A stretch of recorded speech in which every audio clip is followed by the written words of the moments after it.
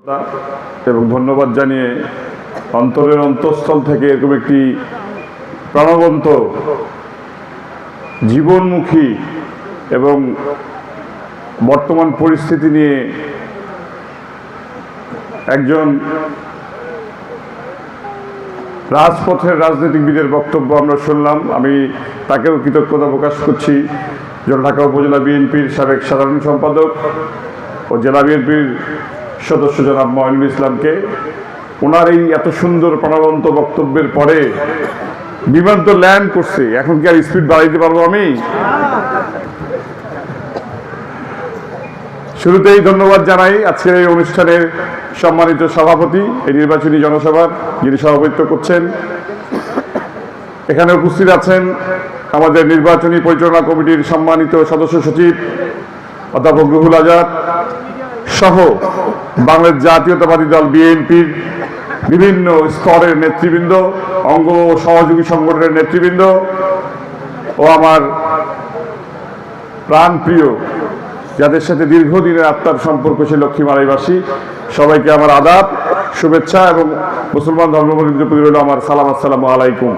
কেমন আছেন আপনারা? আসলে এইখানে এসে নতুন করে আপনাদের কাছে আসলে আমি 2 মাস আগেও যেভাবে আপনাদের সাথে কথা বলে গেছি এবং আপনারা যেভাবে উৎসাহ দিয়েছেন, যেভাবে আপনারা মানে আমার থেকে বেশি ব্যথিত ছিলেন, হয়তোবা দলীয় বিভিন্ন কারণে আমাদের নমিনেশনটা ওই সময় আমরা কনফার্ম হয় নাই বা ঘোষণা আসে নাই, কিন্তু আমার থেকে আপনারা এত বেশি ব্যথিত ছিলেন, এত বেশি চিন্তিত ছিলেন আলহাজ শহীদুল সাহেবের জন্য, তখনই আমি বুঝে গেছি যে আসলে অন্তত এইখানে এসে আমাদেরকে ভোটের সময় এইভাবে ভোট চাইতে হবে না। কি ঠিক বললাম? আর সবচেয়ে বড় বিষয় হচ্ছে আমরা এসেছি, কেন এসেছি? কারণ আমরা নিজেরাও বিভিন্নভাবে শুনতে পাচ্ছি আগামীর 12ই ফেব্রুয়ারি নির্বাচন নিয়ে নানামুখী ষড়যন্ত্র চলছে। ওই ষড়যন্ত্রকারীরা কোন ষড়যন্ত্র কি প্রকাশ্য করে? সব ষড়যন্ত্রই তো গোপনে হয়। আর যেহেতু এটা ভোটের একটা দেশের রাজনৈতিক প্রেক্ষাপট দীর্ঘ 17 বছর পরে পরিবর্তন হতে যাচ্ছে, তো যে দলটা বিএনপির ছায়ায় পরগাছার মতো এতদিন খুব নিশ্চিন্তে বসবাস করলো, তারা এখন নিচ থেকেও সবল মারতেছে, উপর থেকেও সবল মারতেছে। আমার কোনো ব্যথা নাই, আমার কোনো ব্যথা নাই, কিন্তু আমার খুব কষ্ট লাগে যখন আমার প্রিয় নেত্রী মরহুমা বেগম খালেদা জিয়াকে তারা আজে বাজে কথা বলে। আমার খুব ব্যথা লাগে যখন আমাদের দলের চেয়ারম্যান তারুণ্যের অহংকার জনাব তারেক রহমানকে নিয়ে তারা আজে বাজে কথা বলে। আমার নিজেকে, আমার আব্বাকে নিয়ে কোনো কথা বললেও অত ব্যথা লাগে না। আজকে যে মানুষটা নিজের জীবনের নিরাপত্তার কথা চিন্তা না করে, দেশের আর্থ সামাজিক প্রেক্ষাপটের কথা চিন্তা করে, দেশের সাধারণ মানুষের কথা চিন্তা করে, আপনার আমাদের সবার কথা চিন্তা করে শুধু লন্ডন থেকে ছুটে এসেছেন, আজকে তাকেও নিয়েও বিভিন্ন সময় বিভিন্নভাবে বিভিন্ন নির্বাচনী জনসভায় তাদের সর্বোচ্চ স্তরের নেতারা আজে বাজে কথা বলতেছে। আপনারা শুনতেছেন না? কেন ভাই? তারেক রহমান আপনাদের কি ক্ষতি করেছেন? আপনারা একটা কথা বলেন, একটা জিনিস দেখান যে জনাব তারেক রহমান আপনাদের এই ক্ষতিটা করেছেন। যে লোকটি একদিনের জন্য এমপি ছিলেন না, একদিনের জন্য মন্ত্রী ছিলেন না, একদিনের জন্য রাষ্ট্র ক্ষমতায় যিনি ছিলেন না, তাকে আপনারা শুধুমাত্র নিজস্ব চরিতার্থ করার জন্য আপনারা তাকে নিয়ে, তার পরিবারকে নিয়ে আজে বাজে কথা প্রতিনিয়ত বলে যাচ্ছেন। আপনারা দেখেননি 5ই আগস্টের পরে তাদের রূপ? 5ই আগস্টের পরে আপনারা অনেক পাখি দেখেছেন, সেগুলো কিন্তু ঘুঘু পাখি না, কোয়েল পাখি না, সেগুলো কিন্তু বাজ পাখি। তাই বলে কি আপনাদের 2 বারের উপজেলা পরিষদের চেয়ারম্যান আলহাজ শহীদুল সাহেবের কথা কি ভুলে গেছেন নাকি আপনারা?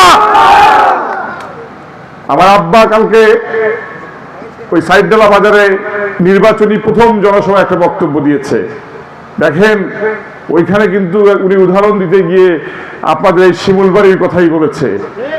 উনি ওখানে ওয়াদা করছে উনি যদি সংসদ সদস্য নির্বাচিত হয় উনি এই ইউনিয়নে একটি রাস্তার কথা বলেছে যে আপনাদেরকে কথা দিয়ে গেছে উনি ওই রাস্তার কাজ দিয়ে ওনার এমপি প্রকল্প শুরু করবে। উনি বলেছেন যে আমি নিজে সার্ভেয়ারকে নিয়ে প্রথমে যে ওই রাস্তাটা আমি আগে সার্ভেয়ারকে দিয়ে আমি ওই রাস্তা এস্টিমেট করাবো। তাহলে আপনাদের অবস্থান আমাদের হৃদয়ের কত কাছাকাছি। আসলে বক্তব্য দিতে গেলে ঘাত প্রতিঘাত মানুষকে বিভিন্নভাবে কটাক্ষ করে অনেক কথা বলা যায়। তো আমরা কিন্তু উনি নিজেও কথা কম বলেন, কারো সমালোচনা করেন না, এবং আমরা কিন্তু মানে কথা বলতে চাই না, কারণ কথায় বারে জ্বালা নাকি। আর একটা মানুষের কথায় অন্য মানুষ সবাই হয়ে যায় দিশেহারা। এই জন্য হিসাব করে কথা বলবো এবং কথা বলে কথার মধ্যে মানুষের মন জয় করে নিব। ঠিক বলছি? তো বিষয়টা হচ্ছে আপনারা যদি আপনাদের এই লক্ষ্মীমালাই থেকে শুরু করে শুধু শিমুলবাড়ি না, সনাতন ধর্মাবলম্বী জলঢাকা উপজেলার সবার ভাগ্য উন্নয়ন চান, আপনাদের ধর্মীয় প্রতিষ্ঠানগুলোর উন্নয়ন চান, আপনাদের শান্তি শৃঙ্খলা নিরাপত্তা চান, তাহলে এমন একজন অভিভাবক দরকার যার কাছে সবাই নিরাপদ। এবং দুইবার উপজেলা পরিষদ চেয়ারম্যান থাকা অবস্থায় উনি আপনাদের সাথে যে আচরণ করেছেন, যেভাবে আপনাদের সাথে পথ চলেছেন, যেভাবে আপনাদের সেবা করেছেন, উনি কি কাউকে কখনো ব্যথা দিয়েছেন? কারোর সাথে মামলাবাজি করেছেন? কারো কাছে একটি টাকা নিয়েছেন? তাহলে আগামী 12 তারিখ আপনাদের ভাগ্য উন্নয়নের জন্য, আগামীর বাংলাদেশ বিনির্মাণের জন্য, আগামীর জলঢাকা বিনির্মাণের জন্য আমরা সকাল 7:30টার মধ্যে কারা কারা সেন্টারে যাবো একটা হাত তুলি আমি দেখি। আপনারা কি একা যাবেন?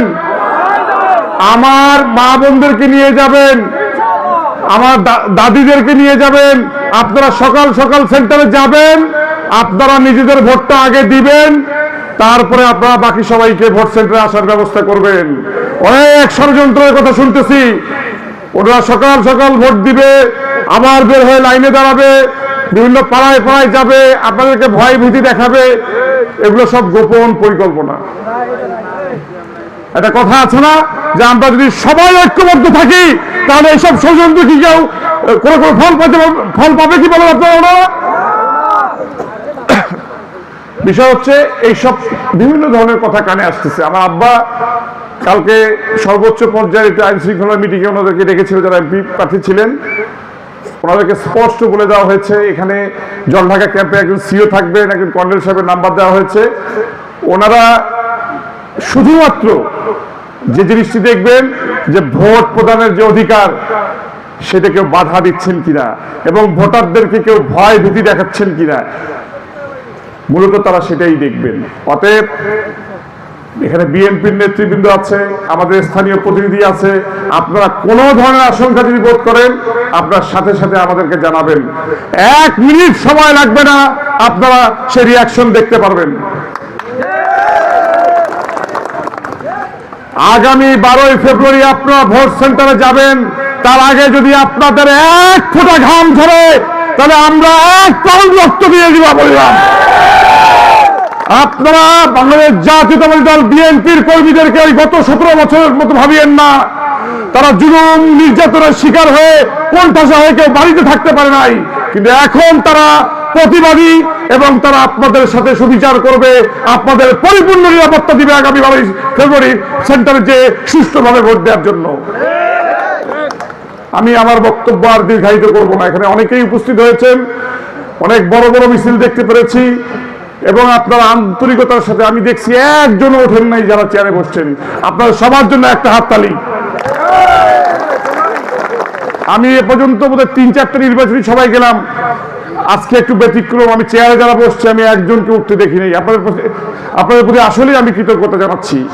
এবং পরিশেষে এরকম চমৎকার আয়োজন করার জন্য যারা আয়োজক আছেন, শিমুলবাড়ি বিএনপির সর্বস্তরের নেতৃবৃন্দ থেকে শুরু করে আমার অঙ্গ সহযোগী সংগঠনের ভাইরা যারা এসেছে কষ্ট করে, এবং আমার পিতৃতুল্য অনেক বয়োজ্যেষ্ঠ এখানে এসে তারা আপনারা যে এই সভাটাকে, নির্বাচনী সভাটাকে প্রাণবন্ত করেছেন, সেজন্য আপনাদেরকে আমি অন্তঃস্থল থেকে কৃতজ্ঞতা জানাচ্ছি। এবং পরিশেষে আমার আব্বার জন্য দোয়া চেয়ে, আগামী 12 ফেব্রুয়ারি ধানের শীষের জন্য ভোট চেয়ে আপনাদের সবার সুস্বাস্থ্য কামনা করে আমার বক্তব্য আমি এখানে শেষ করছি। সবাইকে ধন্যবাদ। তারেক জিয়া জিন্দাবাদ, শহীদ রাষ্ট্রপতি জিয়াউর রহমান অমর হোক, মরহুমা খালেদা জিয়া অমর হোক, বাংলাদেশ জাতীয়তাবাদী দল জিন্দাবাদ। ধন্যবাদ সবাইকে। এই জন্য কোনো কথা বলার আগে এর জের ঢেরবার ভেবে নেওয়া উচিত, তাই না? এই জন্য সাধক সত্যানন্দ বলেছিল যে অনেক কথার অনেক দোষ, ভেবে চিনতে কথা কোষ, নাকি?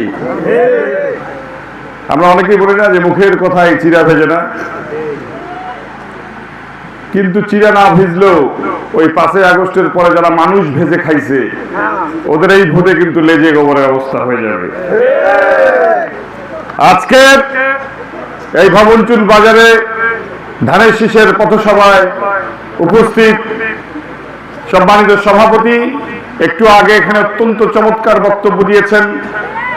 আপনাদের অনেকের প্রিয় নেতা, জলঢাকা উপজেলা বিএনপির সম্মানিত সাবেক সাধারণ সম্পাদক, বর্তমান জেলা কমিটির সদস্য জনাব মঈনুল ইসলাম এখানে উপস্থিত আছেন।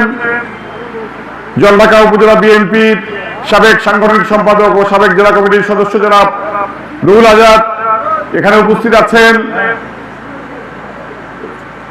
গুলমুল্লা ইউনিয়ন বিএনপির নেতৃবৃন্দ একটু আগে বক্তব্য দিয়েছে আমার ভাই উপজেলা যুব দলের সদস্য সচিব জনাব শাহিনুল হক বাবু থেকে শুরু করে বাংলাদেশ জাতীয়তাবাদী দল বিএনপির সর্বস্তরের এবং অঙ্গ সহযোগী সংগঠনের নেতৃবৃন্দ এবং আমার সামনে প্রাণপ্রিয় ভবনচুরবাসী, আপনাদের সবাইকে আমার সালাম, আসসালামু আলাইকুম ওয়া রাহমাতুল্লাহ এবং সনাতনী ভাইদের প্রতি রইল আদাব এবং শুভেচ্ছা। সময় নাই, আমরা নির্বাচন আচরণবিধি মানতে চাই। আমি এর আগে সর্বশেষ একটি এখানে দোয়ার আগে, ম্যাডামের জন্য দোয়া করার আগে একটি জনসভা করে গিয়েছিলাম। আপনাদের দাবি দেওয়া থেকে শুরু করে যা কিছু বলার ছিল, হয়তো ওই দিন কারোর সমালোচনা করেছি, সেদিন করে গিয়েছিলাম। আজকে আমি কোনো ব্যক্তির, কোনো দলের সমালোচনা করার জন্য এখানে আসি নাই। এখানে এসেছি, একটু আগে আরেক যুবনেতা বক্তব্য দিয়েছে যে বাংলাদেশ তো 1971 সালে স্বাধীন হয়েছে, গুলমুন্ডা নাকি স্বাধীন হয় নাই। তো আগামী 12ই ফেব্রুয়ারি যেভাবেই হোক আপনারা আমরা পাশে থেকে কাঁধে কাঁধ মিলিয়ে এই 12ই ফেব্রুয়ারি কি গুলমুন্ডার স্বাধীনতা দিবস উদযাপন করতে পারবো কিনা বলেন? আমরা উন্নয়নের কথা বলতে চাই, আমরা ছোট ছোট স্বপ্ন দেখাতে চাই, আমরা ছোট ছোট যে ব্যথা বেদনা গুলো আছে, দুঃখ কষ্ট গুলো আছে, সেগুলো লাঘব করতে চাই, আপনাদের সাথে হাঁটতে চাই, আপনাদের এলাকার সামগ্রিক যে সমস্যাগুলো আছে সেগুলোকে আমরা ছোট ছোট প্রতিশ্রুতি দিয়ে সমাধান করতে চাই। আমরা কোনো টিকিট বিক্রির গল্প করব না, কোনো বড় স্বপ্ন দেখাবো না, আর আপনাদের ভাগ্য নিয়ে দয়া করে সিনেমিও খেলবো না। আমার খুবই কষ্ট লাগে এই গুলমুন্ডা আসতে। আমি 2 মাস, 6 মাস, 3 মাস পরে একদিন আসছে, যদি আমার এত কষ্ট লাগে, তাহলে আপনারা যারা প্রতিদিন নিজেদের জীবন জীবিকার জন্য যাতায়াত করেন, তাহলে আপনাদের কত কষ্ট হয় বলেন? এইখানে এই একটা ইউনিয়ন আমার মনে হয় কমপক্ষে 50টা ব্রিজ দরকার আছে, ছোট ছোট কালভার্ট দরকার আছে।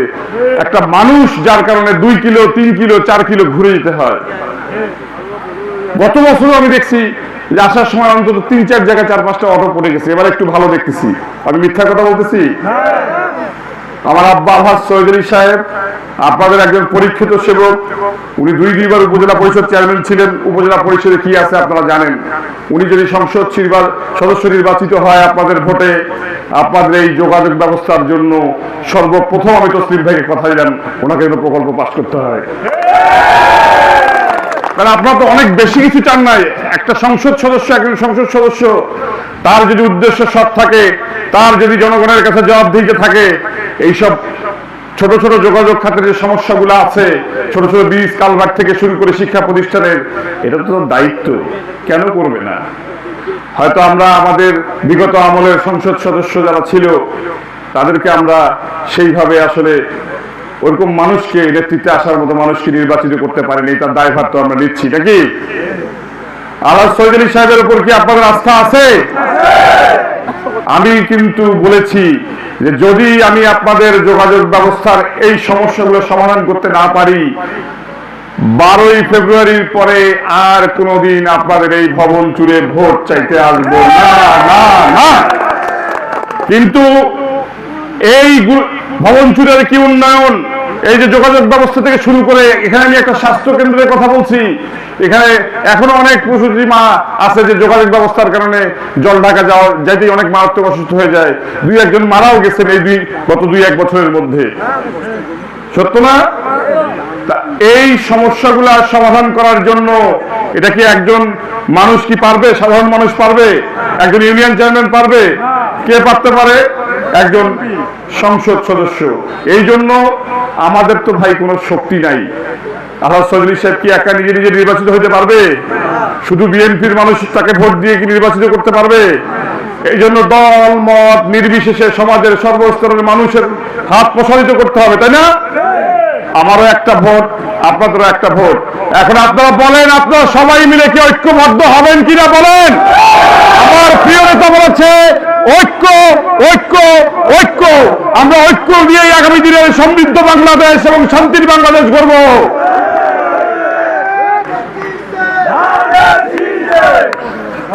উনি বলেছেন যে আমরা এমন একটা দেশ গড়তে চাই যে দেশে একজন মা যখন তার সন্তান ঘর থেকে বের হবে তিনি নিশ্চিন্তে থাকতে পারবেন যে তার সন্তান নিরাপদে ঘরে ফিরবে।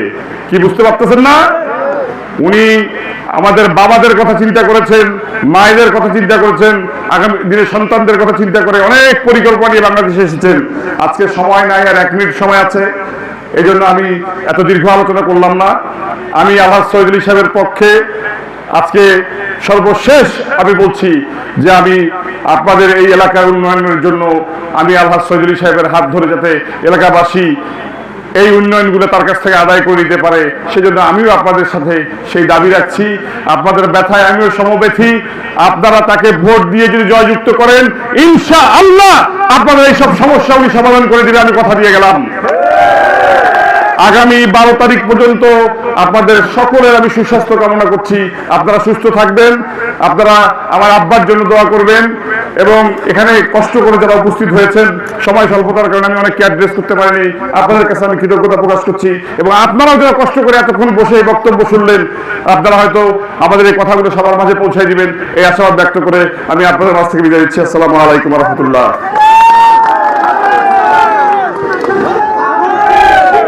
আপনি 2-3 মিনিট থাকবেন, কোথাও যাবেন না, এই জায়গায়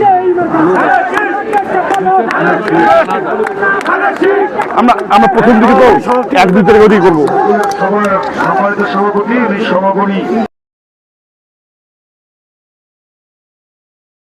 বিসমিল্লাহির রহমানির রহিম। আজকের এই ফাইনাল খেলায় উপস্থিত আপনাদের অত্র এলাকার কৃতি সন্তান, জলঢাকা পৌরসভার সাবেক সফল মেয়র ও বিএনপির জলঢাকা উপজেলার সাবেক সভাপতি জনাব ফাহমিদ ফয়সাল চৌধুরী কমেন্ট, এবং এখানে উপস্থিত স্থানীয় গণ্যমান্য ব্যক্তিবর্গ এবং ক্রীড়ামোদী ভাই বোনেরা, সবাইকে আমার শুরুতে সালাম, আসসালামু আলাইকুম, এবং সনাতন ভাইদের প্রতি আদাব এবং শুভেচ্ছা। আমরা উন্নয়নের কথা বলতে চাই, আমরা সমৃদ্ধির কথা বলতে চাই, আমরা একে অপরের হাত ধরে আগামীর বাংলাদেশ গড়তে চাই।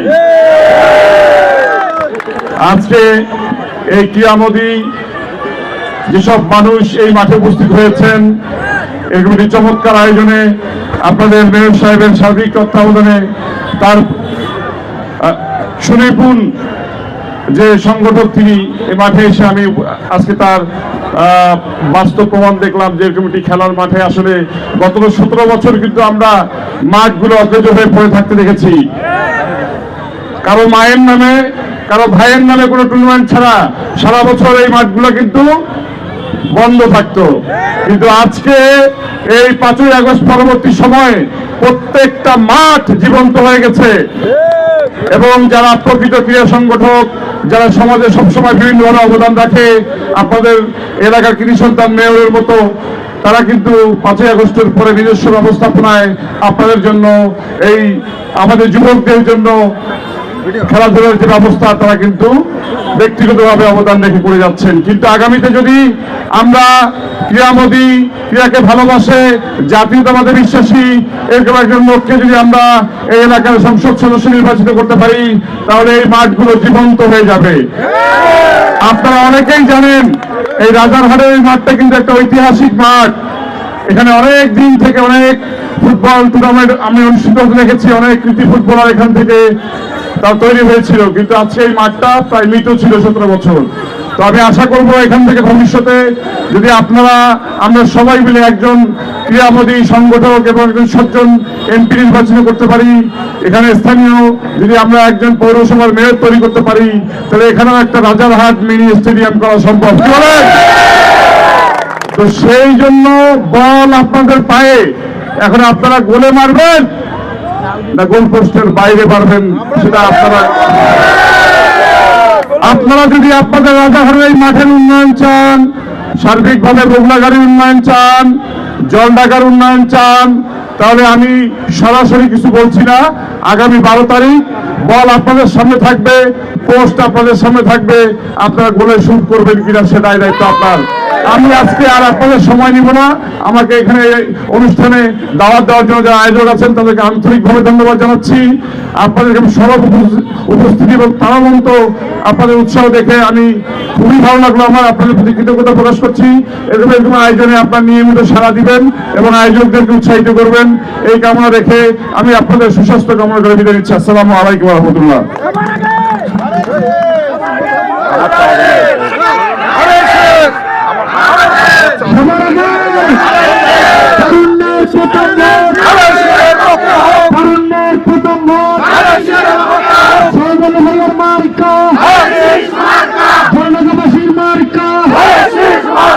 সবার মার্কা উন্নয়নের মার্কা নগরবাসীর মার্কা এলাকাবাসীর মার্কা শহীদুল ভাইয়ের মার্কা সবাই বলে আরো জোরে তালে তালে সুর মিলিয়ে এলাকায় সুরে জয় হবে।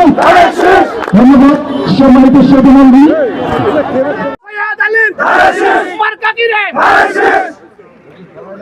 আউযু বিল্লাহি মিনাশ শাইতানির রাজিম। বিসমিল্লাহির রহমানির রহিম।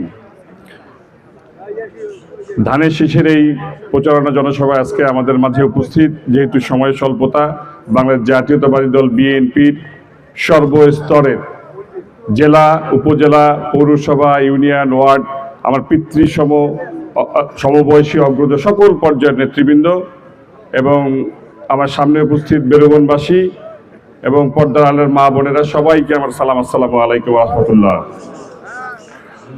এবং সনাতনী ভাইদের প্রতি রইল আদাব এবং শুভেচ্ছা। আসলে সময় নাই, আমরা আচরণবিধি মানতে চাই।